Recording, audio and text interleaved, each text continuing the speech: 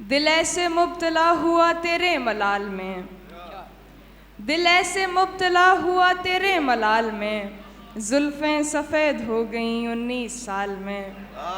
दिल ऐसे मुब्तला हुआ तेरे मलाल में, जुल्फें सफेद हो गई 19 साल में, जुल्फें सफ़ेद हो गईं 19 साल में। ऐसे वो रो रहा था मेरा हाल देखकर, ऐसे वो रो रहा था मेरा हाल देखकर, आया हुआ हो जैसे किसी इंतकाल में। क्या कहना, क्या कहना, वाह वाह वाह वाह वाह वाह वाह वाह वाह वाह वाह। बहुत शुक्रिया।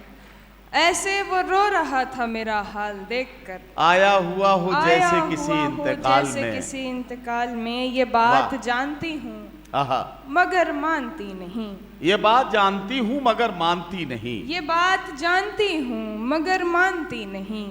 दिन कट रहे हैं आज भी तेरे ख्याल में। वाह वाह वाह वाह। ये बात जानती हूँ मगर मानती नहीं, क्या कहना, दिन कट रहे हैं आज भी तेरे ख्याल में। वो तो सवाल पूछ के आगे निकल गया, आहा, वो तो सवाल पूछ के आगे निकल गया।